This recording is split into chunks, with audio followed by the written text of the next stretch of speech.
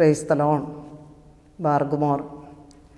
കർത്താവിൽ എത്രയും സ്നേഹമുള്ള ദൈവമക്കളെ, 16ാമത് സുവിശേഷ മഹായോഗം പരിശുദ്ധ സഭയുടെ കീഴിലത്തുള്ള സെൻറ്റ് തോമസ് ധ്യാന കേന്ദ്രത്തിൽ നടത്തുവാൻ വലിയവനായ സ്വർഗത്തിലെ ദൈവം, മഹോന്നതനായ ദൈവം നമുക്ക് കൃപ നൽകിയതോർത്ത് ഹൃദയം തുറന്ന് നമുക്ക് ദൈവത്തെ സ്തുതിക്കാം, ആരാധിക്കാം, നന്ദി പറയാം. കോടാനുകോടി നന്ദിയും സ്തുതിയും സ്തോത്രവും ആരാധനയും ദൈവസന്നിധിയിൽ വളരെ എളിമയോടെ നമുക്ക് താഴ്ത്തി സമർപ്പിക്കാം. ഹല്ലേലൂയ. ദൈവമേ, ഈ ലോകം മുഴുവനിലേക്കും ഈ ആലയത്തിലേക്കും അവിടെ നടവില്ലാതെ വർഷിച്ചിട്ടുള്ള അനുഗ്രഹങ്ങൾക്കായി ഞങ്ങളങ്ങേ സ്തുതിക്കുന്ന കർത്താവേ. Hallelujah, hallelujah. ഇന്ന് ഈ സുവിശേഷ മഹായോഗം ഉദ്ഘാടനം ചെയ്ത് നമ്മെ അനുഗ്രഹിക്കുന്ന മലങ്കരയുടെ യാക്കോബ് വൃദ്ധാന 93 വയസ്സ് വരെ സത്യവിശ്വാസത്തിന് വേണ്ടി അഹോരാത്രം പോരാടിയ ശ്രേഷ്ഠാചാര്യൻ, ഹല്ലേലൂയ, അബൂൻ മോർ ബസേലിയോസ് തോമസ് പ്രഥമൻ കാതോലിക്ക ബാബ തിരുമനസിനെ സമർപ്പിച്ച് നമുക്ക് പ്രാർത്ഥിക്കാം. ദൈവമേ, അവിടുന്ന് കൊടുത്തിരിക്കുന്ന ആയുസ്സിനും ആരോഗ്യത്തിനുമായി ഞങ്ങളങ്ങേ സ്തുതിക്കുന്നു, ആരാധിക്കുന്നു, നന്ദി പറയുന്നു. അങ്ങയുടെ ഉള്ളം കരത്തിൽ അവിടുന്ന് വഹിച്ച കൃപയ്ക്കായി അപ്പാ എത്ര നന്ദി പറഞ്ഞാലും മതി വരികയില്ലല്ലോ. നരയ്ക്കുവോളം ചുമക്കാമെന്ന് അരുളി ചെയ്ത് ഈ സഭയെ ഹല്ലേലൂയ അങ്ങയുടെ കരങ്ങളിലേക്ക് ചേർത്ത് വെച്ച് നയിക്കുവാൻ അവിടുന്ന് കൊടുത്ത അത്ഭുത കൃപകൾക്കായി ഞങ്ങൾ വീണ്ടും അങ്ങേ സ്തുതിക്കുന്നു, ആരാധിക്കുന്നു, നന്ദി പറയുന്നു. ഹല്ലേലൂയ. ഇന്ന് വചനം പങ്കുവയ്ക്കുവാൻ ദൈവം നിയോഗിച്ചയച്ചിരിക്കുന്ന ബഹുമാനപ്പെട്ട കോട്ടയത്തുള്ള സിജിൽ ജോസച്ചനെ, ക്നാനായ സമുദായത്തിൽപ്പെട്ട പ്രിയപ്പെട്ട അച്ഛന് വേണ്ടി നമുക്ക് പ്രാർത്ഥിക്കാം. ഈ കാലങ്ങളിൽ ദൈവം തീപ്പൊരിയായി നിർത്തിയിരിക്കുന്ന ഹല്ലേലൂയ ബഹുമാനപ്പെട്ട അച്ഛനിലൂടെ സ്വർഗം സംസാരിക്കുവാൻ പരിശുദ്ധാത്മാവിൻ്റെ അനന്തമായ കൃപ അനുസ്യൂതമൊഴുകി പാപബന്ധനങ്ങൾ അഴിയുവാൻ, കെട്ടുകൾ പൊട്ടുവാൻ, രോഗബന്ധനങ്ങൾ അഴിയുവാൻ അപ്പാ കരങ്ങളിലെടുത്ത് ഉപയോഗിക്കണമെന്ന് പ്രാർത്ഥിക്കുന്നു. മാനസാന്തരത്തിൻ്റെ വചനം ലഭിക്കുവാൻ, അഗ്നിയായി നിന്ന് സംസാരിക്കുവാൻ അച്ഛൻ്റെ നാവിനെ അഗ്നിയാക്കി നിർത്തണമെന്ന് അങ്ങയോട് ഞങ്ങൾ പ്രാർത്ഥിക്കുന്നു. Hallelujah, hallelujah, hallelujah. ലോകത്തിൻ്റെ വിവിധ മുക്കിലും മൂലയിലും ഇരുന്ന് കാണുന്ന സകല മക്കളെയും അവിടെ തൊട്ടുകൊണ്ടിരിക്കണമേ. ഹല്ലേലൂയ. അപ്പാ വചനം കേട്ട് ആത്മാവിൽ അഭിഷേകം പ്രാപിച്ച് വിശുദ്ധിയിൽ നിന്ന് വിശുദ്ധിയിലേക്ക് ഉയരുവാൻ കരുണ ചൊരിയണമേ എന്ന് പ്രാർത്ഥിക്കുന്നു. ധ്യാനകേന്ദ്രം ദാനമായി തന്ന മകന് വേണ്ടി മകന് നിത്യശാന്തി ലഭിക്കാൻ പ്രാർത്ഥിക്കുന്നു. ആ കുടുംബത്തെ തലമുറയായി അനുഗ്രഹിച്ചുകൊണ്ടിരിക്കണം അപ്പാ. ഹല്ലേലൂയ. ഈ ആലയത്തെ സഹായിച്ചിട്ടുള്ള സകല മക്കൾക്കും വേണ്ടി പ്രാർത്ഥിക്കുന്നു. എല്ലാ ശുശ്രൂഷകരെയും സമർപ്പിക്കുന്നു. ചുമതലയുള്ള അഭിഷിക്തർക്കായി നന്ദി പറയുന്നു. ഈ ആലയത്തിൽ വന്ന് വചനം പങ്കുവച്ചിട്ടുള്ള ബഹുമാനപ്പെട്ട അഭിഷിക്തരെയും എല്ലാവരെയും സമർപ്പിക്കുന്നു. ബഹുമാനപ്പെട്ട സിസ്റ്റേഴ്സിന് വേണ്ടി പ്രാർത്ഥിക്കുന്നു.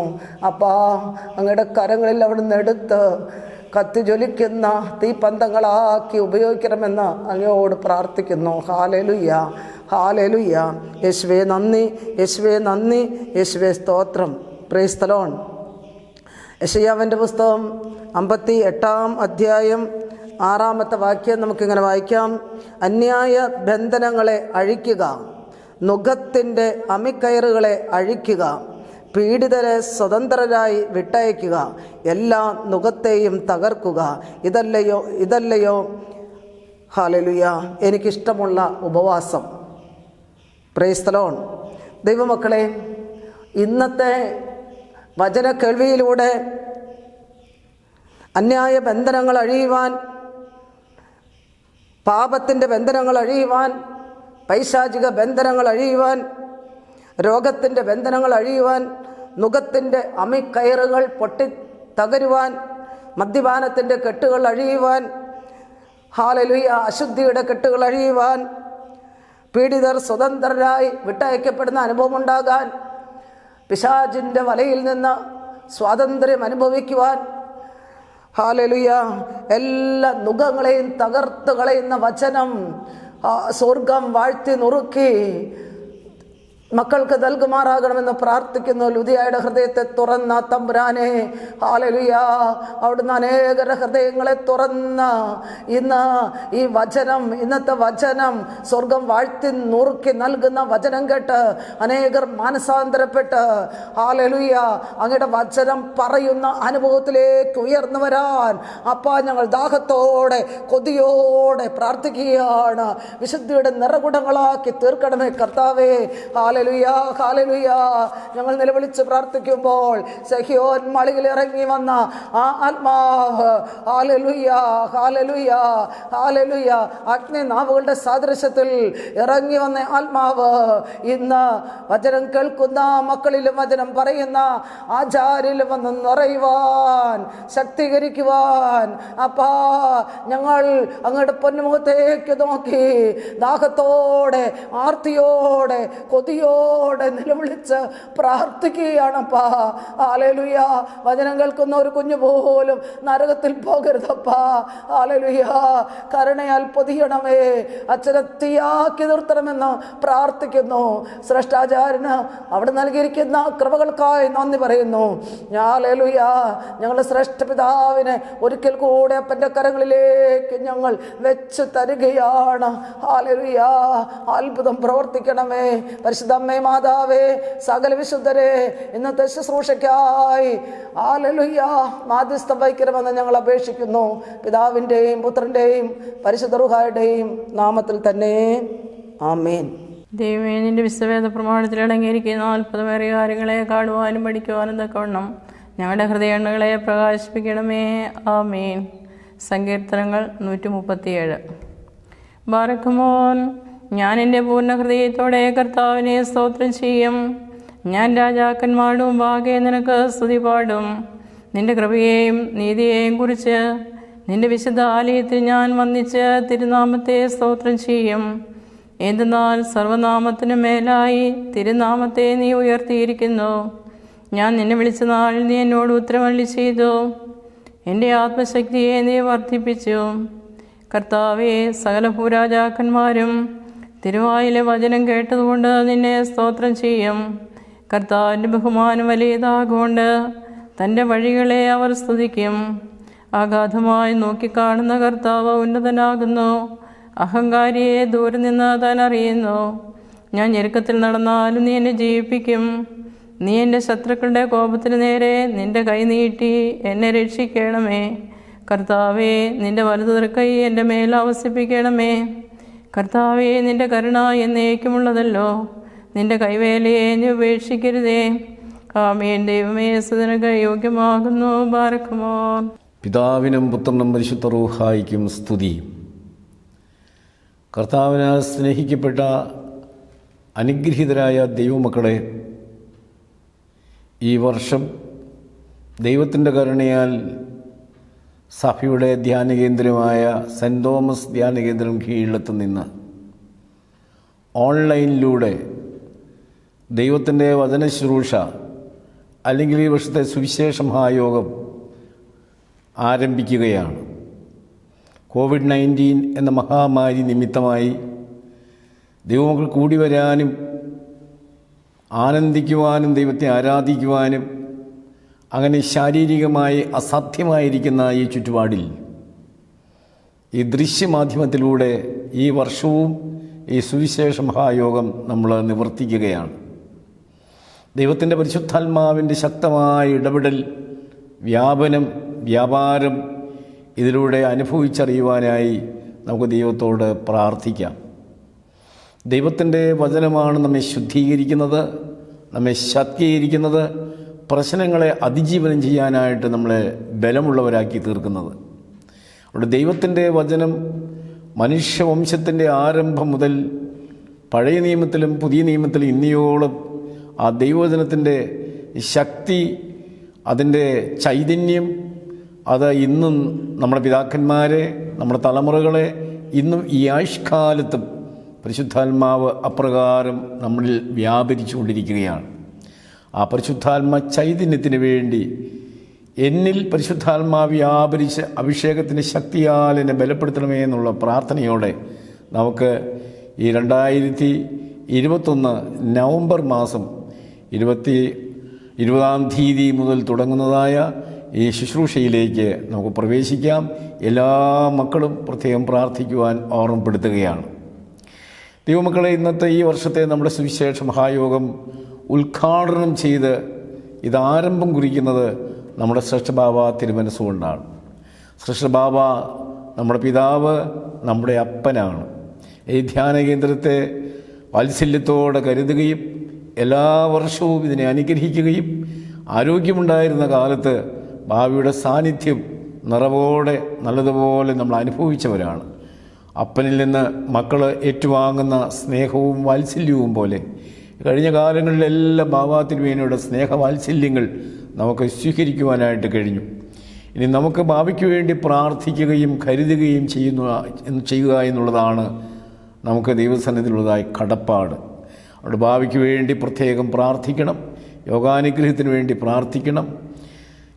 സഭയുടെ യാക്കോബ് ബുർദാനോ എന്ന സ്ഥാനം പോലും ബഹുമതി പോലും പരിശുദ്ധ പത്രീസ് ബാബ കൊണ്ട് നൽകി അനുഗ്രഹിച്ചതാണ് നമ്മുടെ ഭാവി. പരിശുദ്ധ സഭയെ അങ്ങോളം ഇങ്ങോളം ഓടി നടന്ന് രാവും പകലുമില്ലാതെ അത്യധ്വാനം ചെയ്ത് അനേകം മനുഷ്യരെ വൈദിക സ്ഥാനത്തേക്ക് വിളിച്ച് അനേകം ദൈവമക്കളെ അഭിഷിക്തരാക്കി, അതുപോലെ മെത്രാപ്പോലീത്ത സ്ഥാനത്തേക്ക് ഉയർത്തി. അതുപോലെ യാക്കോബ് ബുർദാന അക്കാലങ്ങളിൽ ചെയ്തിരുന്ന ആത്മാവിൽ ഇക്കാലത്തും പ്രവർത്തിക്കുവാനുള്ളതായ ദൈവത്തിൻ്റെ നിയോഗം നമ്മുടെ ഭാവിക്ക് ലഭിച്ചതാണ്. ആ മഹാനും വിശുദ്ധനും ശ്രേഷ്ഠനുമായ ബാബാ തിരുമേനിക്ക് വേണ്ടി നമുക്ക് പ്രാർത്ഥിക്കാം. അതുകൊണ്ട് ശ്രേഷ്ഠ ബാബാ തിരുമനസ്സുകൊണ്ട് യോഗം പ്രായത്തിൻ്റെ ക്ഷീണമുണ്ടെങ്കിലും ഇപ്പോൾ പ്രാർത്ഥിച്ച് ഉദ്ഘാടനം ചെയ്യുന്നു. ബാബയുടെ തൃപ്പാദത്തിൽ നമുക്കെല്ലാവർക്കുമുള്ള സ്നേഹബഹുമാനങ്ങളും കടപ്പാടും അർപ്പിച്ചുകൊണ്ട് ഈ ദിവ്യമായ ശുശ്രൂഷയിലേക്ക് ഭാവിയെ വിനയപൂർവ്വം സ്വാഗതം ചെയ്യുന്നു. പ്രിയപ്പെട്ടവരെ, ഭാവിക്ക് വേണ്ടി പ്രാർത്ഥിക്കാം. ഇന്ന് നമ്മളോട് വചനം തന്ന് നമ്മളെ അനുഗ്രഹിക്കുന്നത് എത്രയും ബഹുമാനപ്പെട്ട നമ്മളെ പ്രിയപ്പെട്ടവനായ എത്രയും വന്യനായ സിജിൽ അച്ഛനാണ്. ജ്ഞാനായ ഭദ്രാസനത്തിൽ വളരെ അനുഗ്രഹീതമായി കോട്ടയം പ്രദേശത്ത് സഭയിൽ ശുശ്രൂഷ ചെയ്തു വരുന്ന ബഹുമാനപ്പെട്ട സിജിൽ അച്ഛനെ നമുക്ക് മിക്കവാറും എല്ലാ ദൈവമക്കളും അദ്ദേഹത്തിൻ്റെ വചനം കേട്ടിട്ടുണ്ട്, അദ്ദേഹത്തിൻ്റെ ധ്യാനത്തിൽ സംബന്ധിച്ചിട്ടുണ്ട്. അദ്ദേഹം ധ്യാന കേന്ദ്രത്തിൻ്റെ സഹകാരി ഉറ്റ മിത്രമാണ്. അച്ഛനെ വളരെ ഹൃദ്യമായി ഈ ശുശ്രൂഷയിലേക്ക് സ്വാഗതം ചെയ്യുന്നു. നമുക്ക് അച്ഛന് വേണ്ടി പ്രാർത്ഥിക്കാം. വിശുദ്ധ വേദപുസ്തകത്തിൽ നമ്മൾ വായിക്കുന്ന പോലെ അവങ്കിലേക്ക് നോക്കിയവർ പ്രകാശിതരായി, അവരുടെ മുഖം ലജ്ജിച്ച് പോയതുമില്ല. ആര് ദൈവത്തിങ്കിലേക്ക് ശരണപ്പെട്ട് നോക്കുന്നുവോ, ആരവനെ ശരണപ്പെടുന്നുവോ, അവരുടെ മുഖം ലജ്ജിച്ചു പോകാതെ ആ വ്യക്തികളെയും കുടുംബങ്ങളെയും കരുതുന്നവനാണ് ദൈവം. അതുകൊണ്ട് അവങ്കിലേക്ക് തന്നെ നമ്മുടെ ദൃഷ്ടികൾ ഉയർത്തി കാൽവറിയിൽ ജീവനെ തന്ന രക്ഷിതാവായ യേശുവിനെ തന്നെ നോക്കി അവൻ്റെ തൃപ്പാദങ്ങളെ ചുംബിച്ചുകൊണ്ട് യേശു ശുശ്രൂഷ ആരംഭിക്കുന്നു. ഇതിൻ്റെ കേൾവിക്കാരായി ഓരോ സ്ഥലങ്ങളിൽ നിന്ന് വചനം ധ്യാനിച്ച് പ്രാർത്ഥനയോടെ കേൾക്കുന്ന എല്ലാ ബഹുമാനപ്പെട്ട വൈദികരെയും ചെമ്മാച്ചന്മാരെയും നമ്മുടെ കോൺവെൻറ്റുകളിലെ എല്ലാ സിസ്റ്റേഴ്സിനെയും പ്രത്യേകമായ എല്ലാ ദൈവമക്കളെയും വിനയപൂർവ്വം സ്വാഗതം ചെയ്യുന്നു. ദൈവം പറയാൻ അനുഗ്രഹിക്കട്ടെ. ദൈവത്തിന് സ്തുതി, ദൈവത്തിന് മഹത്വം.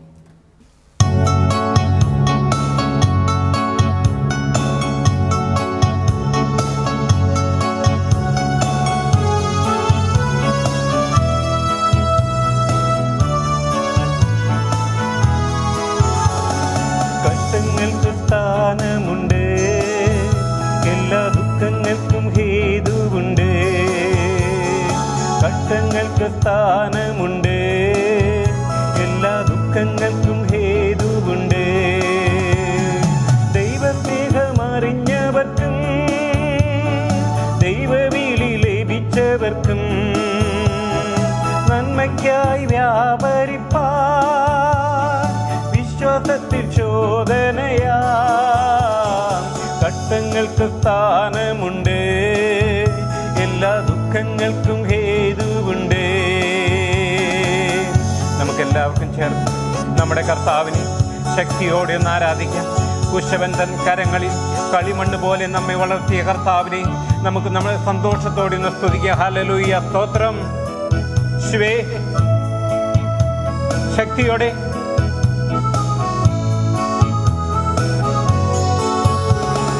കുശവന്തൻ കരങ്ങളിലേ കളിമണ്ണ് പോൽ നമ്മെ താൻ, കുശവന്തൻ കരങ്ങളിലേ കളിമണ്ണ് പോൽ നമ്മെ താൻ, രൂപവും ഭാവവുമേകി നിരന്തരം പണിയുകയാ, രൂപവും ഭാവവുമേകി നിരന്തരം പണിയുകയാ.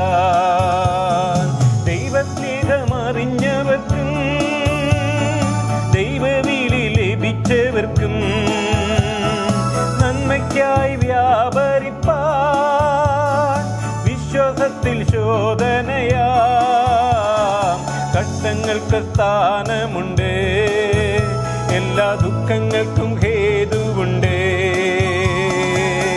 കഷ്ടതകളും സഹനത്തെയും സഹിഷ്ണുത, സിദ്ധതയെയും പരിജ്ഞാനം, പ്രത്യാശയെയും വിശ്വാസത്താൽ ജ്വലിപ്പിക്കുകയാൽ ആ ദൈവസ്നേഹത്തിൽ നിന്ന് രുചിച്ചറിഞ്ഞ് നമുക്ക് ചേർന്ന് ആരാധിക്കാം. ഹല്ലേലൂയ, സ്തോത്രം.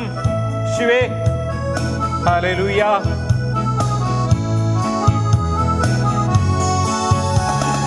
കഷ്ടതകൾ സഹനത്തെയും സഹിഷ്ണുത സിദ്ധതയെയും, കഷ്ടതകൾ സഹനത്തെയും സഹിഷ്ണുത സിദ്ധതയെയും പരിജ്ഞാനം പ്രത്യാശയെയും വിശ്വാസത്താൽ ജ്വലിപ്പിക്കയാ.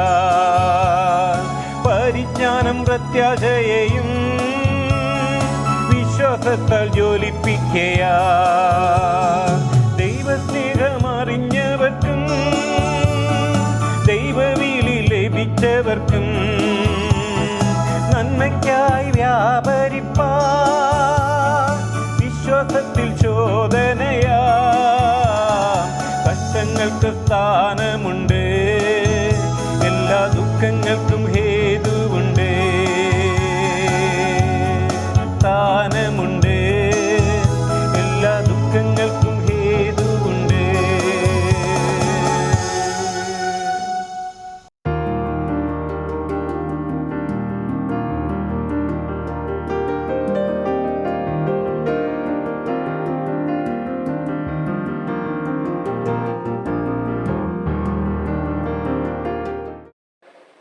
കർത്താവിൽ അനുഗ്രഹിക്കപ്പെട്ടവരെ, കീഴിലം സെന്റ് തോമസ് ധ്യാന കേന്ദ്രത്തിലെ 16ാമത് സുവിശേഷ മഹായോഗത്തിലേക്ക് നമ്മളെല്ലാവരും പ്രവേശിച്ചിരിക്കുകയാണല്ലോ.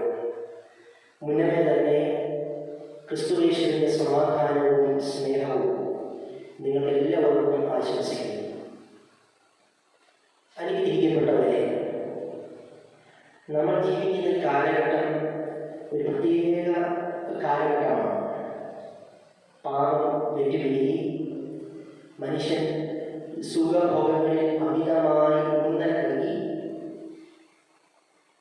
വിശുദ്ധ ജീവിതത്തെ ത്യജിച്ചുകൊണ്ട് ലോകത്തിനും ലോക സുഖങ്ങൾക്കും അമിത പ്രാധാന്യം നൽകി ജീവിക്കുന്ന ഒരു പ്രത്യേക കാലഘട്ടത്തിലാണ്, ഭീകരമായ ഒരു കാലഘട്ടത്തിലാണ് നമ്മൾ ജീവിക്കുന്നത്.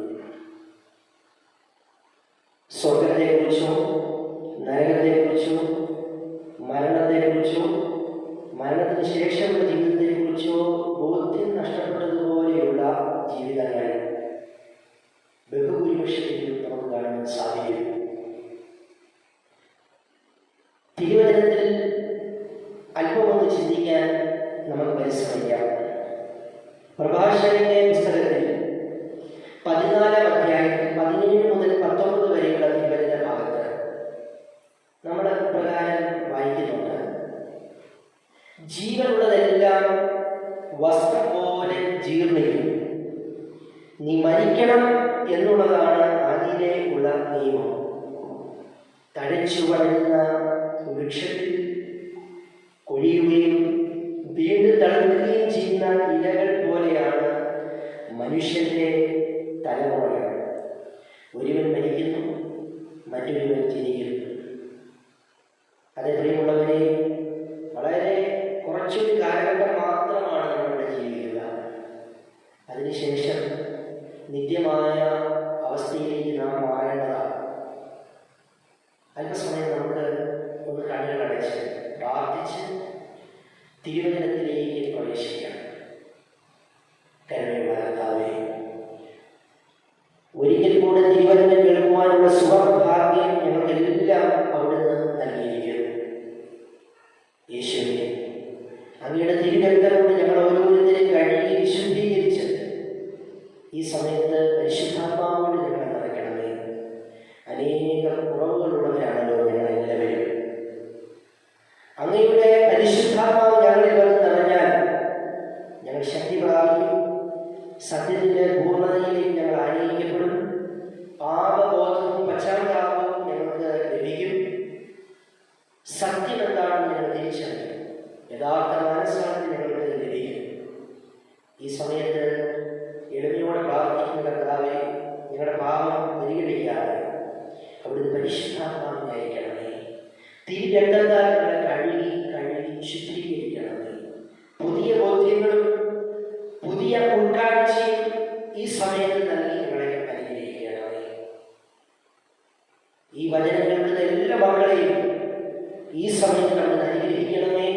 അവരെവിടെയായിരിക്കുന്നുവോ ആ സ്ഥലങ്ങളിലെല്ലാം പരിശുദ്ധാത്മാവിന്റെ ഒരു സ്പർശനം അവർക്ക് ലഭിക്കണമേ. ദാഹിക്കുന്നവരെ ഏവരും എന്നിലേക്ക് വരട്ടെ എന്നാണ് കർത്താവേ അവിടുന്ന് പറഞ്ഞിരിക്കുക.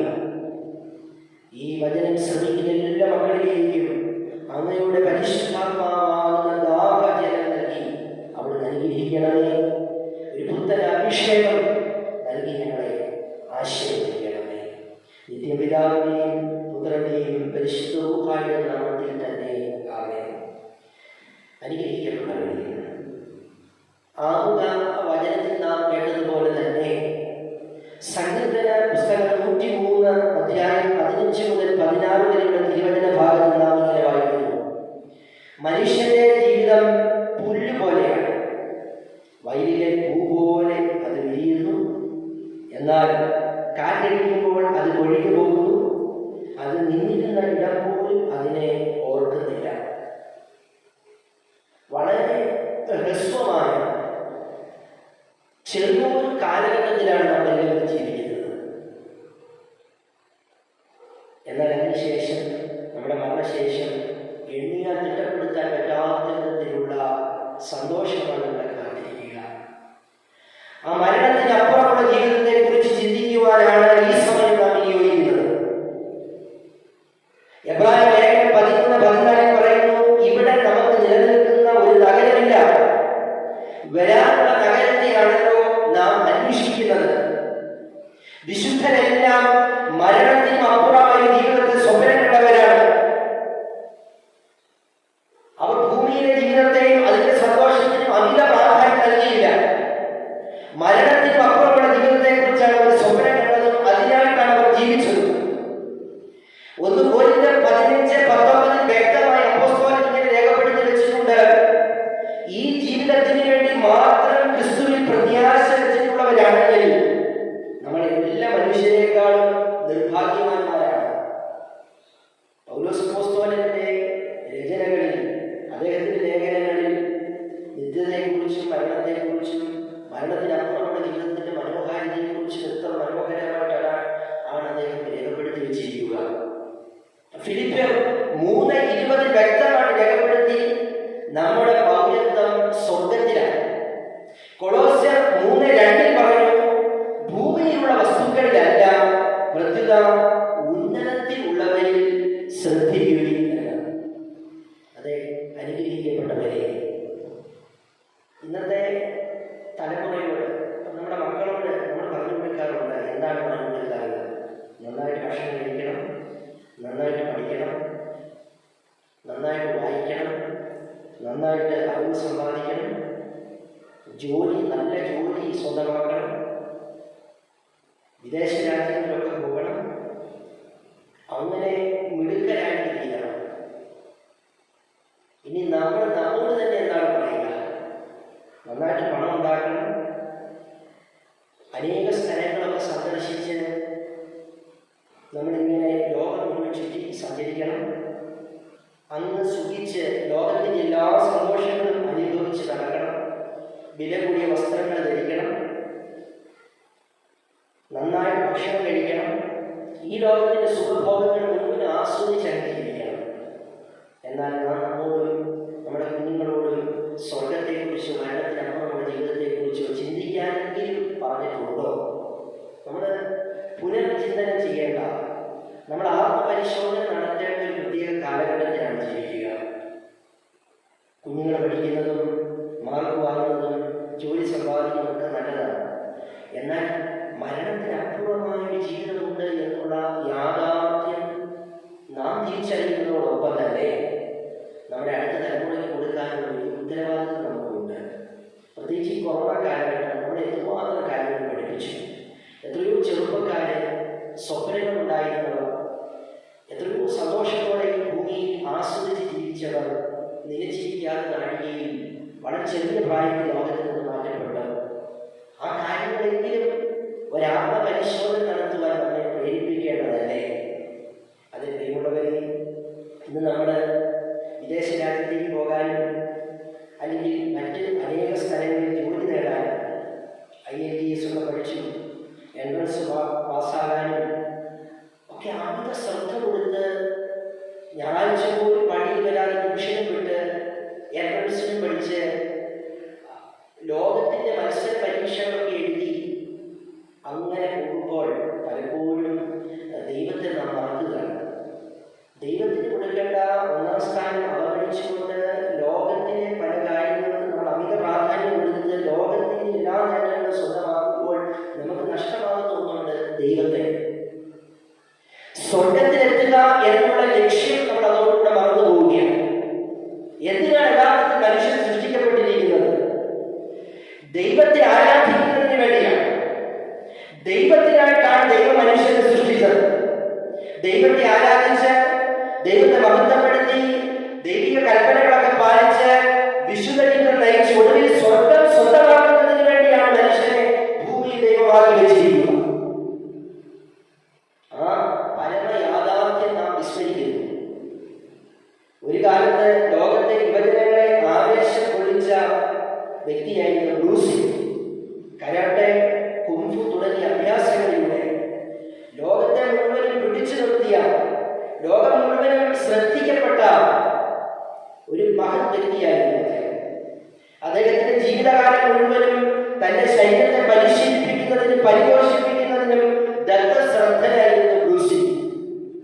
എന്നാൽ അദ്ദേഹത്തിന്റെ ശത്രുക്കളിൽ ആരോ ഒരാൾ ഒരു ദിവസം അദ്ദേഹത്തിന്റെ ആഹാരത്തിൽ വിഷം കലർത്തി അദ്ദേഹത്തെ കൊന്നുകളഞ്ഞു.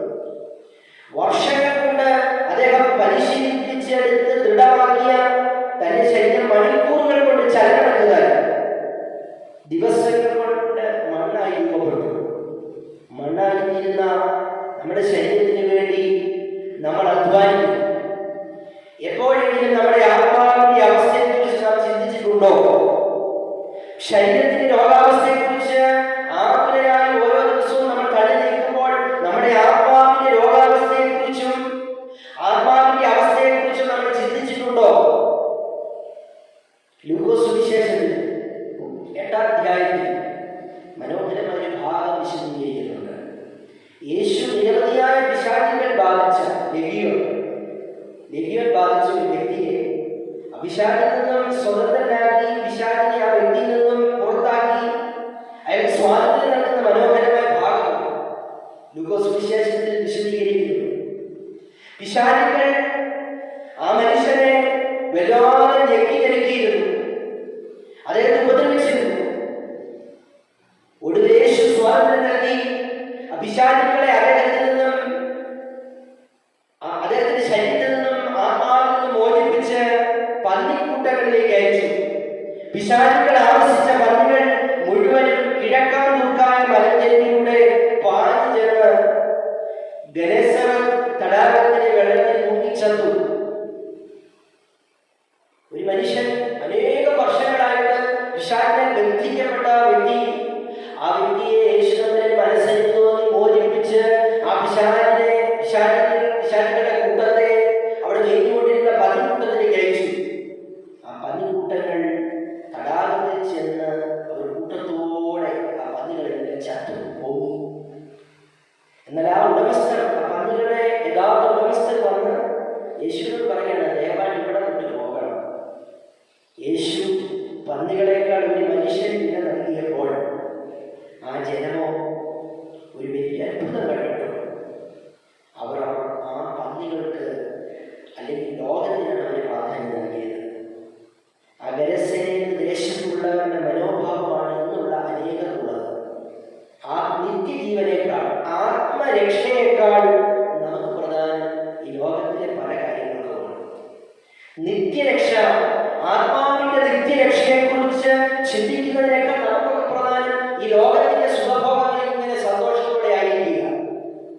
എത്രയോ അപകടകരമാണ് അനുഗ്രഹിക്കപ്പെട്ടവരെ, എത്രയോ അപകടകരമാണ്.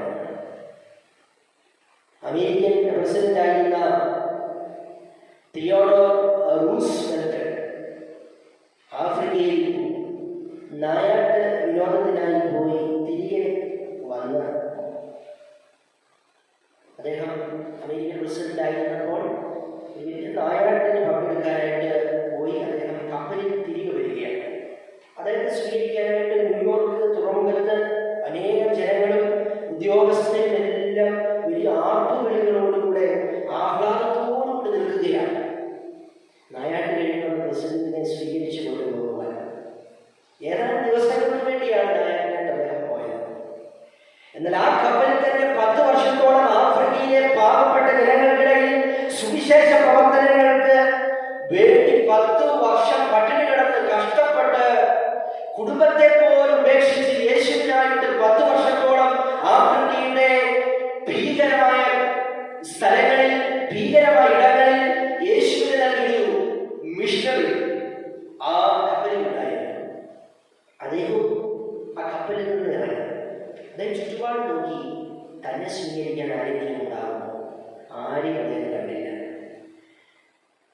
ഏതാനും ദിവസങ്ങൾ നായാട്ടിന് പോയി തിരിച്ചു വന്ന പ്രസിഡന്റിനെ സ്വീകരിക്കാൻ അമേരിക്കയിൽ ഒരു വിഭാഗം, നല്ല ശതമാനം ആളുകൾ വന്നിരിക്കുകയാണ്. 10 വർഷം തമ്പുരാന് വേണ്ടി ആത്മാവിനെ നേടാനായിട്ട് ആഫ്രിക്കയുടെ ഭീകരമായ സ്ഥലങ്ങളിൽ പോയിട്ട് വന്ന ഈ ദൈവമനുഷ്യനെ സ്വീകരിക്കാൻ ആരുമില്ല. പെട്ടെന്ന് അദ്ദേഹത്തിന് വല്ലാത്ത സങ്കടം, തൻ്റെ കുടുംബത്തിൽ നിന്ന് പോലും ആരും വന്നില്ല.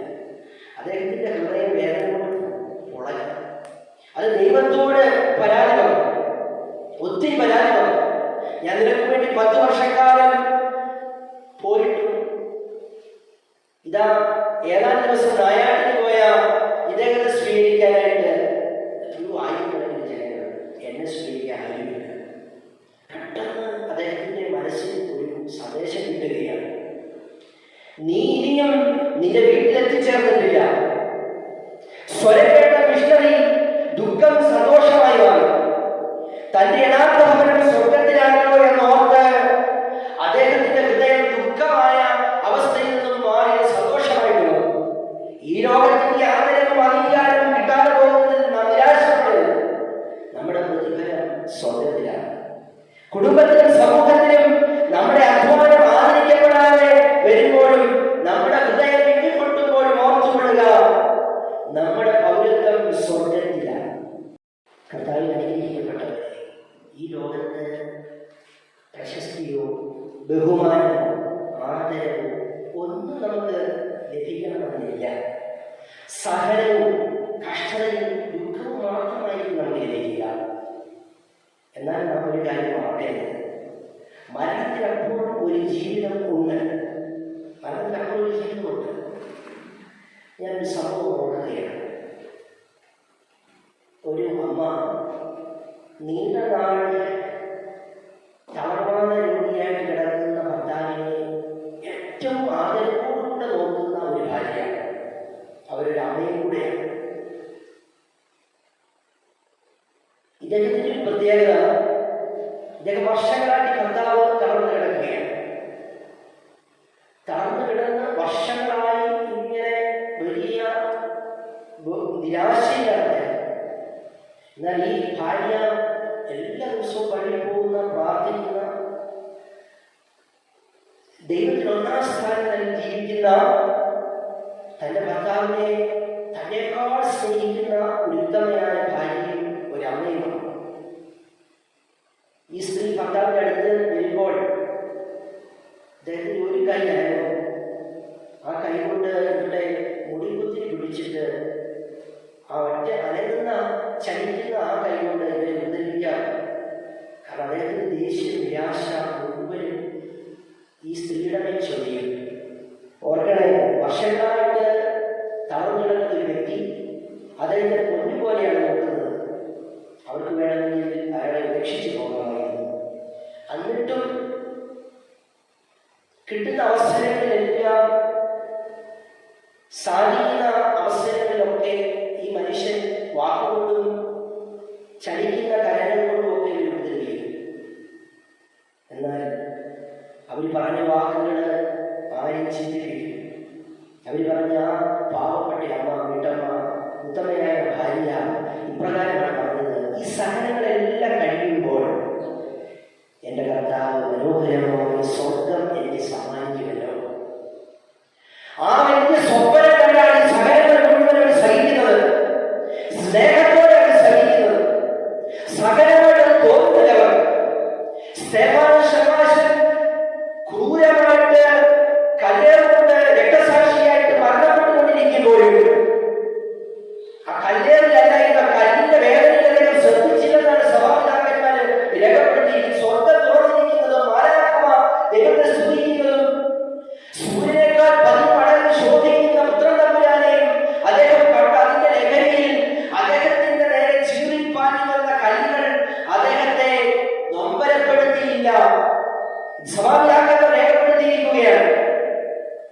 ആ സ്വർഗീയ കാഴ്ചയിൽ തന്നെ, ആ നിർവൃതിയിൽ അദ്ദേഹത്തിന്റെ നേരെ ചീറിപ്പാഞ്ഞു വന്ന കല്ലുകൾ പോലും അദ്ദേഹത്തെ വേദനപ്പെടുത്തിയില്ല. അതേ പ്രിയമുള്ളവരെ, സ്വർഗത്തെ കുറിച്ച് യഥാർത്ഥ ബോധ്യമുള്ളത്, മരണത്തിനപ്പുറം ഒരു സന്തോഷം എന്ന ചിന്തയുള്ളവർക്ക് ഈ ലോകത്തിലെ സഹനങ്ങളും കഷ്ടതകളും ബുദ്ധിമുട്ടുകളും പ്രയാസങ്ങളും ഒന്നുമല്ല. തിരുവചനത്തിൽ വ്യക്തമായി രേഖപ്പെടുത്തിയിരിക്കുന്നു. സങ്കീർത്തനം 56-ാം അധ്യായം 8-ാം തിരുവചനം: അവിടുന്ന് എന്റെ അലച്ചിലുകൾ എഴുതിയിട്ടുണ്ട്, എന്റെ കണ്ണീർ കടങ്ങൾ കുപ്പിയിൽ ശേഖരിച്ചിട്ടുണ്ട്, അവ അങ്ങയുടെ ഗ്രന്ഥത്തിലുണ്ടല്ലോ. ഞാൻ അനുഭവിച്ച സഹനങ്ങളും കഷ്ടതകളും നൊമ്പരങ്ങളും ആരും കണ്ടില്ലെങ്കിലും എൻ്റെ കർത്താവ് കണ്ടിട്ടുണ്ട്. കർത്താവ് അത് രേഖപ്പെടുത്തിയിട്ടുണ്ട്. ഇതിനെല്ലാം പ്രതിഫലവും സ്വർഗത്തിലേക്ക് കിട്ടും. മനോഹരമായ ഒരു തമാശ കഥയുണ്ട്. ഒരു വൃദ്ധൻ ചുള്ളി വിറക് പെറുകിക്കൊണ്ട് നിൽക്കുകയായിരുന്നു. വനത്തോട് ചേർന്ന് നിൽക്കുന്ന ഒരു ഭാഗത്ത് ചുള്ളിക്കമ്പുകൾ പെറുക്കി അതുപയോഗിച്ചാണ് അദ്ദേഹം അടുക്കളയിൽ പാചകം ചെയ്യുക. അദ്ദേഹത്തിന് പ്രായമായി. എപ്പോഴും ഈ ചുള്ളിക്കമ്പ് പെറുക്കാനായിട്ട് ശേഖരിക്കാനായിട്ട് അദ്ദേഹത്തിന് വനത്തോട് ചേർന്ന പ്രദേശത്തേക്ക് പോകേണ്ടതായിട്ട് ഒരു പ്രാവശ്യം ഇങ്ങനെ ചുള്ളി വിറകുകൾ പെറുക്കിക്കൊണ്ടിരിക്കുന്ന സമയത്ത് വല്ലാത്ത നിരാശ പിടികൂടി. അപ്പൊ അദ്ദേഹം ആത്മഗദ്ഗതമായിട്ട് ഇപ്രകാരം പറഞ്ഞു: എത്ര നാളായി കഷ്ടപ്പാട്, എത്ര നാളായി ഞാൻ സഹിക്കുന്നു, ഒന്ന് മരിച്ചാൽ മതിയായിരുന്നു. പെട്ടെന്ന് അയാൾ ഉറക്കം വിളിച്ചു പറഞ്ഞു: ഹേ മരണമേ, ഹേ മരണമേ, വന്നാലും എന്നെ വന്ന് ഒന്ന് കൊണ്ടുപോയിരുന്നെങ്കിൽ. ഹേ മരണമേ, ഈ കഷ്ടത നിറഞ്ഞ ലോകത്തിൽ നിന്നും എന്നെ ഒന്ന് കൊണ്ടുപോയിരുന്നെങ്കിൽ. പെട്ടെന്ന് മരണദൂതൻ അവിടെ പ്രത്യക്ഷപ്പെട്ടു. എന്നിട്ട് ചോദിച്ചു: എന്തിനാണ് എന്നെ വിളിച്ചത്? എന്ത് സഹായമാണ് ഞാൻ ചെയ്യേണ്ടത്? വളരെ തമാശയുള്ള ഒരു കഥയാണ്. വൃദ്ധൻ പെട്ടെന്ന് വിഷയം പറഞ്ഞു: ഈ ചുള്ളിക്കമ്പ് തലയിൽ എടുത്ത് തന്നാൽ വേറൊന്നും വേണ്ട. അദ്ദേഹം പറഞ്ഞത് ഈ കഷ്ടപ്പാട് കണ്ടിട്ടൊന്ന് മരിച്ചാൽ മതി എന്ന് ആഗ്രഹിച്ച വ്യക്തി മരണത്തെ വിളിക്കുക: ഹേ മരണദൂതൻ വന്ന് എന്നെ കൊണ്ടുപോകുക. മരണദൂതൻ വന്നു കഴിഞ്ഞപ്പോൾ പറയുക, വിഷയം മാറ്റി. എന്നിട്ട് പറയും: ചുള്ളിക്കമ്പ് എൻ്റെ തലയിൽ ഒന്ന് എടുത്ത് തന്നാൽ മതി, വേറൊന്നും വേണ്ട. ഒന്ന് മരിച്ചാൽ മതി എന്ന് പറയുന്നവർ മരണം അടുക്കുമ്പോൾ മരിക്കാൻ ഇഷ്ടപ്പെടുന്നു. പ്രായം ചെന്നവരോട് ചോദിച്ചു നോക്കിക്കേ, ബഹുഭൂരിപക്ഷം പേരും പറയും ഞങ്ങൾക്ക് മരിക്കാൻ ആഗ്രഹമാണ്, മരിച്ചാൽ മതി എന്നൊക്കെ പറയും. പക്ഷേ കാര്യത്തോടെടുക്കുമ്പോൾ പറയും എന്ന് മരിക്കരുതായി. പ്രിയമുള്ളവരെ, നമ്മളെ കുറിച്ചുള്ള ഭൂമിയിലെ പദ്ധതികൾ പൂർത്തീകരിക്കാൻ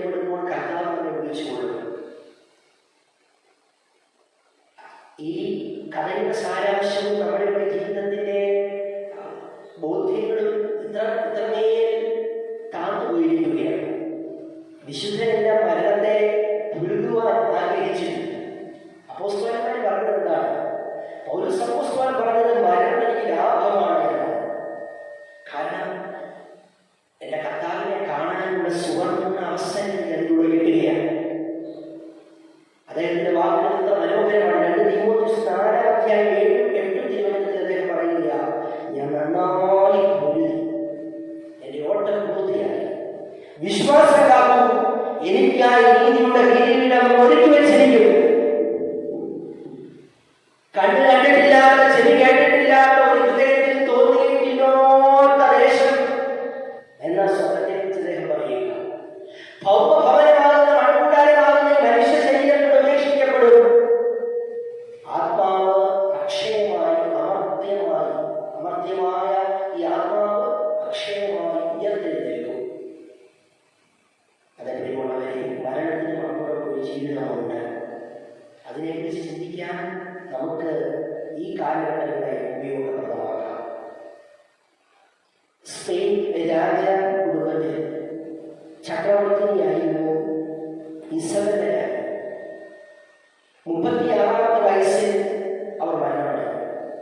ആ കാലഘട്ടത്തിൽ ലോകത്തെ ഏറ്റവും വലിയ സൗന്ദര്യത്തിന്റെ ഉടമ ആരാണ് എന്ന് ചോദിച്ചാൽ എല്ലാവരും ഇസബെല്ല രാജ്ഞി, സ്പെയിൻ രാജകുടുംബത്തിൽ ഇസബെല്ല രാജ്ഞി എന്ന് പറയുന്ന ഒരു കാലമുണ്ട്. കേവലം 36-ാമത്തെ വയസ്സിൽ അവർ ലോകത്തിൽ തുടങ്ങി. ജനങ്ങളെ മുഴുവൻ ദുഃഖിതരായി. രാജ്യ തലസ്ഥാനത്ത് മൃതശരീരം എത്താൻ 17 ദിവസം എടുത്തു. രാജ കുടുംബത്തിലുള്ളവർ ആരെങ്കിലും മരിച്ചാൽ പെട്ടു തുറന്ന് മരണം സ്ഥിരീകരിക്കണം എന്നുള്ള ഒരു നിയമം അന്ന് സ്പെയിനിൽ ഉണ്ടായിരുന്നു. അതിനായിട്ട് നിയോഗിക്കപ്പെട്ടിരുന്നത് കറ്റലോണയിലെ വൈസ്രോയി ആയിരുന്ന ഫ്രാൻസിസ് ബോർജിയ ആയിരുന്നു. വൈസ്രോയി ആയിരുന്ന ഫ്രാൻസിസ് ബോർജിയ എന്ന ഉദ്യോഗസ്ഥനെ അദ്ദേഹം വിട്ടുതുറന്ന് രാജ്ഞിയുടെ മൃതശരീരം പരിശോധിച്ചു. അതീവ സൗന്ദര്യത്തിന്റെ ഉടമയായിരുന്ന മഹാറാണിയുടെ മുഖം അഴുകി വികൃതമായിരിക്കുന്നു. ഇത് അദ്ദേഹത്തെ വളരെയധികം ചിന്തിപ്പിച്ചു. അന്നത്തെ സ്വർണം പോലും അദ്ദേഹത്തിന് സാധിച്ചില്ല. കാരണം ഇത്രയും സൗന്ദര്യത്തിന്റെ ഉടമയായിരുന്ന മഹാറാണിയുടെ മുഖം അഴുകി വിരൂപമാക്കപ്പെട്ടിരിക്കുന്നു.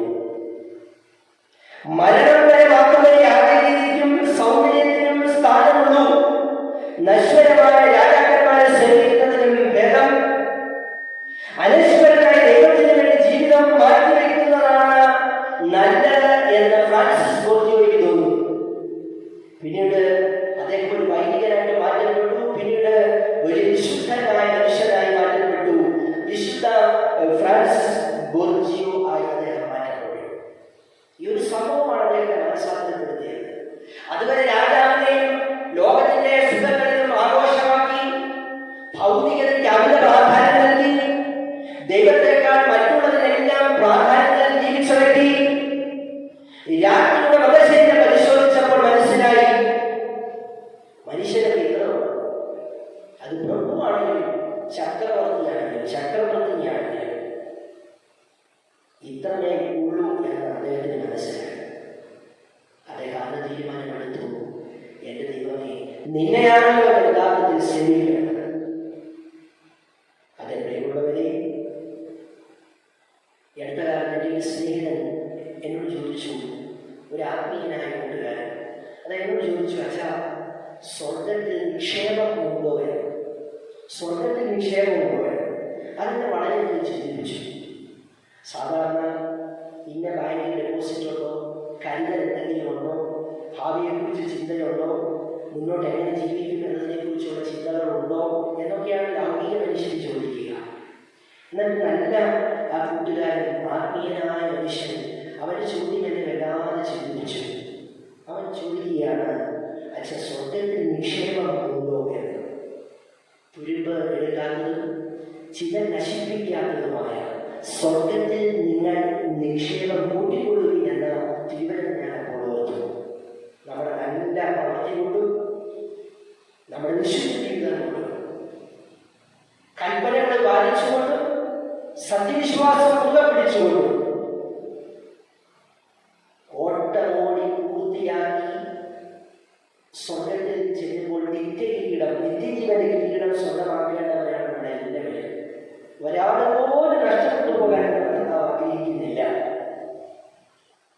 മനുഷ്യരോടുള്ള അത്യഗാധമായ സ്നേഹത്തെ പ്രതി തന്റെ ഏകജാതനെ നൽകുവാൻ സ്വർഗ്ഗത്തിൽ പിതാവായി ദൈവം തീരുമാനിച്ചു. തന്റെ മകനെ കൊല്ലുന്നതിന് വേണ്ടി ബലിയായി തീർന്നതിന് വേണ്ടി ഭൂമിയിലേക്ക് നൽകപ്പെട്ടു. നമ്മുടെ പാപങ്ങൾക്ക് വേണ്ടി അവൻ മരിച്ചു, ബലിയായി അർപ്പിക്കപ്പെട്ടു. എന്തിനായി? നമ്മൾ ഓരോരുത്തരും ഒരാൾ പോലും നിത്യനരകത്തിന് അവകാശിയായി പോകരുത്. എല്ലാവരും നിത്യതയെത്തണമെന്നുള്ള ആ വലിയ ആഗ്രഹത്തെ പ്രതി അതേ കർത്താവിൽ അനുഗ്രഹിക്കപ്പെട്ടവരെ, സ്വർഗം ഒരു വലിയ യാഥാർത്ഥ്യമാണ്. ഒരിക്കൽ മദർ തെരേസ കൽക്കട്ടയിൽ പ്രവർത്തിക്കുന്ന ആദ്യ സമയങ്ങൾ അവർ പ്രാർത്ഥിച്ചു. അവർക്കൊരു സെന്റർ അനുവദിച്ച് കിട്ടണം, ഒരു കെട്ടിടം. അനാഥ കുഞ്ഞുങ്ങളെന്നൊക്കെ കുഷ്ഠരോഗികളൊക്കെ ശുശ്രൂഷിക്കാനായിട്ട് ഒരു സെന്റർ വേണം. അപ്പോൾ ഒരു കെട്ടിടം കിട്ടണം. അതിനായിട്ട് അവർ പ്രാർത്ഥിച്ചു. അവർ പ്രാർത്ഥിച്ച് ഉപവാസമെടുത്തു, കുർബാനയിൽ സംബന്ധിച്ചു. അങ്ങനെ തീഷ്ണതയോടെ രാത്രിയുടെ യാമങ്ങളിൽ വിശുദ്ധ മദർ തെരേസ പ്രാർത്ഥിച്ചു. അപ്പോൾ അവിടുത്തെ കൽക്കട്ടയുടെ കലക്ടർ അനുവാദം കൊടുത്തു. ഒരു പൊട്ടിപ്പൊളിഞ്ഞു കിടക്കുന്ന ഒരു സത്രം അനുവദിച്ചു. ആ സത്രം ചെന്ന് കണ്ടപ്പോൾ മദർ തെരേസയ്ക്ക് ഭയങ്കര സങ്കടമായി. അവർ പരാതിപ്പെട്ടു, കർത്താവേ, ഇതിന് മെച്ചപ്പെട്ട ഒരു കെട്ടിടമാണല്ലോ ഞാൻ ആഗ്രഹിച്ചത്, ഒരു ഭവനമാണല്ലോ ഞാൻ ആഗ്രഹിച്ചത്. അപ്പോൾ ഒരു വലിയ സന്ദേശം സ്വർഗ്ഗത്തിൽ നിന്ന് അവർ ലഭിക്കുകയാണ്. മകളെ, ഇവിടെയല്ല നമ്മുടെ ഭവനം സ്വർഗ്ഗത്തിലാണ്. വലിയൊരു സന്ദേശം സ്വർഗ്ഗത്തിൽ നിന്ന് മദർ തെരേസയ്ക്ക് കിട്ടുകയാണ്. ഇവിടെയല്ല നമ്മുടെ ഭവനം, ശാശ്വതമായ ഭവനം സ്വർഗ്ഗത്തിലാണ്. ഹ്രസ്വമായ ഭവനത്തെ നമുക്ക് വഴിയുള്ളൂ. അനശ്വരമായ എന്ന് നിലനിൽക്കുന്ന ഭവനം സ്വർഗ്ഗത്തിലാണെന്നുള്ള ചിന്ത, സ്വർഗീയ ഒരു മെസ്സേജ്, ഒരു സന്ദേശം മദർ തെരേസയ്ക്ക് കിട്ടുകയും അവരുടെ ദുഃഖം പിന്നീട് സന്തോഷമായി മാറുകയും ചെയ്തു. അത് എന്നുള്ളവരെ സ്വർഗത്തെ സ്വപ്നം കണ്ട് ജീവിക്കാനുള്ള, മരണത്തിനപ്പുറമുള്ള ജീവിതത്തെ കുറിച്ച് ചിന്തിക്കാനുള്ള സമയം സമാഗതമായിരുന്നു. പ്രളയവും ഭൂകമ്പവും മഹാമാരികളും സാങ്കേതിക രോഗങ്ങളെ കീഴ്പ്പെടുത്തുന്ന ഈ കാലഘട്ടത്തിൽ ഇനിയെങ്കിലും നമുക്കൊന്ന് ചിന്തിക്കാം മരണത്തിനപ്പുറമുള്ള ജീവിതത്തെക്കുറിച്ച്. മരണത്തിനപ്പുറം ഒരു ജീവിതമുണ്ട്. ആ മനോഹരമായ ജീവിതത്തിൽ എത്തിച്ചേരുവാൻ ഈ ഭൂമിയിലായിരിക്കുമ്പോൾ തന്നെ പരിശുദ്ധാത്മാവിൽ നിറഞ്ഞൊരു ജീവിതം നയിക്കുവാൻ ദൈവരാജ്യങ്ങളുടെ ഇടയിൽ ആണെന്ന് കർത്താവ് പറഞ്ഞു. ദൈവരാജ്യം എന്ന് പറയുന്നത് ഭക്ഷണമോ പാനീയമോ അല്ല, പരിശുദ്ധാത്മാവിലുള്ള സന്തോഷമാണ് എന്നാണ് സ്വർഗ്ഗനോട് പറയുക. നീതിയും സമാധാനവും പരിശുദ്ധാത്മാവിലുള്ള സന്തോഷം, അതാണ് നമ്മൾ സ്വന്തമാക്കേണ്ടത്. നമ്മുടെ ലോകത്തിൽ നിന്നൊന്നും കൊണ്ടുപോകില്ല. ഈ കൊറോണ കാലത്ത് നമ്മൾ കണ്ടില്ലേ, കൂട്ടിയിട്ട് എത്രയോ പേരെ കത്തിച്ചു കളഞ്ഞു. കൊറോണയുടെ ആദ്യ സമയത്ത് ഭീകരമായ സംഭവങ്ങൾ നമ്മൾ കണ്ടു. മനുഷ്യൻ എത്രയോ നിസ്സാരമാണ് എന്നതിനോട് വ്യക്തമാക്കപ്പെടുകയാണ്. എത്രയോ ചെറുപ്പക്കാർ ലോകത്തിൽ നിന്നും, പ്രശസ്ത വ്യക്തികൾ പോലും അന്നേ ചെറുപ്പത്തിൽ ലോകത്തിൽ നിന്ന് മാറ്റപ്പെട്ടപ്പോൾ നമ്മൾ മനസ്സിലാക്കണം, വളരെ ഹ്രസ്വമാണ്, വളരെ കുറഞ്ഞൊരു കാലഘട്ടം മാത്രമാണ് നമ്മളിവിടെ ജീവിക്കുന്നത്. അതുകൊണ്ട് എനിക്ക് യേശുവിനെ സ്വന്തമാക്കണം, പരിശുദ്ധാത്മാവോട് നമ്മളൊരു ജീവിതം നയിക്കണം, ഒടുവിൽ മനോഹരമായ സ്വർഗം എനിക്ക് സ്വന്തമാക്കണം. അതിനായിട്ട് പരിശ്രമിക്കാം. ഒരു നിമിഷം നമുക്ക് എല്ലാവർക്കും പ്രാർത്ഥിക്കാം. കരുണയുള്ള കർത്താവേ, 16ാമത് സുവിശേഷ യോഗം ധ്യാനകേന്ദ്രത്തിന്റെ ആഭിമുഖ്യത്തിലൂടെ നടക്കുമ്പോൾ ഈ ഓൺലൈൻ മാധ്യമത്തിലൂടെ ലോകം മുഴുവനും ഈ വചന സന്ദേശം എത്തുമ്പോൾ ദൈവമക്കളെ അനേകം പേരെ ഇത് പ്രചോദിപ്പിക്കാൻ ഉതകണമേ. സ്വർഗത്തെക്കുറിച്ച് സ്വപ്നം കാണുവാനുള്ള പ്രചോദനം ഈ വചന സന്ദേശത്തിലൂടെ അവിടെ നൽകണമേ. ഞങ്ങളുടെ ഹൃദയ കണ്ണുകളെ തുറക്കണമേ. പരിശുദ്ധാത്മാവിനാൽ ഞങ്ങളെ നവീകരിക്കണമേ. യേശുവിന്റെ രക്തം കൊണ്ട് ഞങ്ങളെ കഴുകണമേ, വിശുദ്ധീകരിക്കണമേ. പുതിയ ഒരു ആത്മീയ ജീവിതം നയിക്കുവാൻ, പുത്തൻ ഒരു വ്യക്തിയായി മാറുവാൻ, ഒരു അഭിഷേകമുള്ള വ്യക്തിയായി മാറുവാൻ, ഒരു നല്ല ക്രൈസ്തവനായിട്ട് മാറുവാൻ, കൽപ്പനകൾ പാലിച്ച് വിശുദ്ധീകരണം നയിക്കുന്ന ഒരു ക്രൈസ്തവനായി മാറുവാൻ ഞങ്ങളെ അനുവദിക്കണമേ. കൂടുതൽ കൂടുതൽ ദൈവത്തോട് ചേർന്ന് നിൽക്കുവാൻ, ദൈവാനുഭവം സ്വന്തമാക്കാൻ ഞങ്ങളെ അർഹരാക്കണമേ. ഞങ്ങളുടെ കുറവുകളും ബലഹീനതകളും പാപങ്ങളും എല്ലാം അവിടുന്ന് ക്ഷമിക്കണമേ. അങ്ങയുടെ തിരിച്ചങ്ങിലെ ചോരയാൽ ഞങ്ങളെ കഴുകി ശുദ്ധീകരിക്കണമേ. ഈ വചനം കേൾക്കുന്ന എല്ലാ മക്കളിലേക്കും ദൈവത്തിന്റെ പരിശുദ്ധാത്മാവ് കടന്നു വന്ന് അവരെ ജ്വലിപ്പിക്കട്ടെ. മാമോദീസയിലൂടെ അവർക്ക് സംരഭ്യമായ പരിശുദ്ധാത്മാവ് കൂടുതൽ ജ്വലിക്കപ്പെടട്ടെ. ദൈവസ്നേഹം കൊണ്ട് അവർ നിറയട്ടെ. ദൈവാനുഭവം ഈ മണിക്കൂറുകളിൽ അവർക്ക് സംരഭ്യമാകട്ടെ. ധ്യാനകേന്ദ്രത്തിന്റെ പ്രവർത്തനങ്ങളെ ആശീർവദിക്കണമേ. അവിടെ പ്രവർത്തിക്കുന്ന എല്ലാ വ്യക്തികൾക്കും അഭിഷേകത്തോടെ ശുശ്രൂഷിക്കാനുള്ള വലിയ കൃപ നൽകണം. ലോകം മുഴുവനും ഈ വചനം കേൾക്കുന്ന മക്കൾക്ക് യഥാർത്ഥ മനസ്സാന്തരവും അനുതാപവും നൽകണമേ. അവരുടെ വ്യക്തിപരമായ ആവശ്യങ്ങൾ പോലും അവിടെ അറിയുന്നത് തിരുവചനത്തിൽ വ്യക്തമായി ഇങ്ങനെ പറയുന്നു: അധ്വാനിക്കുന്നവരും ഭാരം ചുമക്കുന്നവരും നിങ്ങൾ എന്റെ പക്കലേക്ക് വരുവീൻ, ഞാൻ നിങ്ങളെ ആശ്വസിപ്പിക്കാം. യോഹന്നാൻ സുവിശേഷത്തിൽ ഇങ്ങനെ പറയുന്നല്ലോ: ഞാനാണ് യഥാർത്ഥ സമാധാനം, ലോകം നൽകുന്നത് പോലെയല്ല ഞാൻ നൽകുന്ന സമാധാനം. എന്റെ സമാധാനത്തിന് സവിശേഷതകളുണ്ട്. കരുണയുള്ള കർത്താവേ, അങ്ങയുടെ പരിശുദ്ധാത്മാവായ അഗ്നിയാൽ ഞങ്ങളെ ജ്വലിപ്പിച്ച് യഥാർത്ഥ അഭിഷേകത്താൽ പൂരിതരാക്കി നവചൈതന്യങ്ങളിൽ സ്ഥാപിച്ച് പുത്തൻ അഭിഷേകത്തോടുകൂടെ പ്രവർത്തിക്കുവാൻ ഇനിയുള്ള കാലങ്ങളിൽ മനസ്സറിയപ്പെട്ട ജീവിതം നയിക്കുവാൻ ഞങ്ങളെല്ലാവരെയും അനുവദിക്കണമേ. നിത്യം പിതാവിന്റെയും പുത്രന്റെയും പരിശുദ്ധ റൂഹായുടെ നാമത്തിൽ തന്നെ. പിതാവും പുത്രനും പരിശുദ്ധ റൂഹായുമായ സത്യമുള്ള ഏകദൈവത്തിൻ്റെ തിരുനാമത്തിൽ തനിക്ക് സ്തുതി. നമ്മുടെ മേൽ തൻ്റെ കരുണയും മനോഗുണവും എന്നേക്കും ഉണ്ടായിരിക്കട്ടെ. ആമീൻ. കർത്താവിൽ ഏറ്റവും സ്നേഹമുള്ളവരെ, അനുഗ്രഹീതമായ ഈ സുവിശേഷ യോഗത്തിലേക്ക് കടന്നു വന്ന് നിങ്ങൾ ഓരോരുത്തരെയും ദൈവമായ കർത്താവ് വാഴ്ത്തി പുണ്യപ്പെടുത്തട്ടെ എന്ന് പ്രത്യേകമായിട്ട് പ്രാർത്ഥിക്കുന്നു. ഇന്ന് സുവിശേഷയാഗ്നി എന്ന ഈ ഓൺലൈൻ സുവിശേഷ യോഗം ഉദ്ഘാടനം ചെയ്തത് പരിശുദ്ധ സഭയുടെ പ്രാദേശിക തലവനായിരിക്കുന്ന ശ്രേഷ്ഠ കാതോലിക്ക ബസേലിയോസ് തോമസ് പ്രഥമൻ ബാവായാണ്. വാർദ്ധക്യത്തിലും സഭയെ നയിച്ചുകൊണ്ടിരിക്കുന്ന അഭിവന്യ പിതാവിന് വേണ്ടി പ്രത്യേകം പ്രാർത്ഥിക്കുന്നു. പിതാവിൻ്റെ വചനങ്ങൾക്കായി പ്രത്യേകം ദൈവത്തിനെ സ്തുതിക്കുന്നു, സ്തോത്രം ചെയ്യുന്നു. ആയുരാരോഗ്യങ്ങൾ നൽകിക്കൊണ്ട് സഭയെ ദീർഘകാലം നയിക്കുവാൻ അവിടുന്ന് ശക്തി കൊടുക്കണമെന്ന് പ്രത്യേകമായിട്ട് ഇപ്പോൾ പ്രാർത്ഥിക്കുന്നു. ഒപ്പം മുഖ്യ സന്ദേശം നൽകിയ സിജിൽ ജോസ് അച്ഛനെ പ്രത്യേകമായിട്ട് സമർപ്പിക്കുന്നു. അച്ഛൻ നൽകിയ വചന സന്ദേശത്തെ ഓർത്ത് പ്രാർത്ഥിക്കുന്നു. അച്ഛനിലൂടെ കേട്ട വചനങ്ങൾക്കായി ദൈവമേ അങ്ങയെ സ്തുതിക്കുന്നു. കേട്ട വചനം കേൾവിക്കാരിൽ ക്രിയ ചെയ്യുവാൻ അവിടുന്ന് സഹായിക്കണമെന്ന് പ്രാർത്ഥിക്കുന്നു. പരിശുദ്ധ സഭയെ പൂർണ്ണമായും അങ്ങയുടെ കരങ്ങളിലേക്ക് സമർപ്പിക്കുന്നു. സഭയെ നയിക്കുന്ന സഭയുടെ തലവനായിരിക്കുന്ന അന്ത്യോഖ്യയിലെ പാത്രീക്കീസ് അപ്രേം ദിദിയൻ ബാവായ്ക്ക് വേണ്ടി പ്രത്യേകം പ്രാർത്ഥിക്കുന്നു. സഭയുടെ പ്രാദേശിക തലവനായിരിക്കുന്ന ശ്രേഷ്ഠ കാതോലിക്ക ബസേലിയോസ് തോമസ് പ്രഥമൻ ബാവായ്ക്ക് വേണ്ടി പ്രാർത്ഥിക്കുന്നു. എല്ലാ മെത്രാപൊലീത്തമാർക്ക് വേണ്ടിയും വൈദിക ശ്രേഷ്ഠർക്ക് വേണ്ടിയും സന്യസ്തർക്കും അൽമായ പ്രേക്ഷിതർക്ക് വേണ്ടി വിശ്വാസ സമൂഹത്തിന് മുഴുവനായും വേണ്ടി പ്രാർത്ഥിക്കുന്നു. കർത്താവെ കരുണയായിരിക്കണമേ. ഇന്ന് വചനം കേട്ട മക്കളെ ഓരോരുത്തരെയും അവിടുത്തെ കരങ്ങളിലേക്ക് സമർപ്പിക്കുന്നു. രോഗികളായിരിക്കുന്നവരുണ്ട്, ജോലിക്ക് വേണ്ടി ശ്രമിക്കുന്നവരുണ്ട്, ഭവനം പണിയാൻ ആഗ്രഹിക്കുന്നവരുണ്ട്, വിദേശത്ത് പോകാൻ ആഗ്രഹിക്കുന്നവരുണ്ട്, പരീക്ഷയ്ക്ക് വേണ്ടി ഒരുങ്ങുന്നവരുണ്ട്. എല്ലാ മക്കളെയും അവരുടെ നല്ല ആഗ്രഹങ്ങളെ സാധിച്ചു കൊടുക്കണമെന്ന് പ്രാർത്ഥിക്കുന്നു. കർത്താവെ, അങ്ങ് തിരുശരീര രക്തങ്ങളിലൂടെ സഭയിൽ സന്നിഹിതനാണല്ലോ. പശ്ചാത്താപത്തിലൂടെയും അനുതാപത്തിലൂടെയും വിശുദ്ധ കുമ്പസാരമെന്ന കുദാശയിലൂടെയും കർത്താവിൻ്റെ തിരുശരീരങ്ങളെ സ്വീകരിച്ചുകൊണ്ട് വിശുദ്ധീകരിക്കപ്പെടുവാനും അതുവഴിയായി അവരുടെ നല്ല ആഗ്രഹങ്ങളെ സാധിച്ചു കൊടുക്കുവാനും അവിടുന്ന് ഇടയാക്കി തീർക്കണമെന്ന് പ്രാർത്ഥിക്കുന്നു. പിതാവിൻ്റെയും പുത്രൻ്റെയും പരിശുദ്ധ റൂഹായുടെയും നാമത്തിൽ തന്നെ ആമേൻ.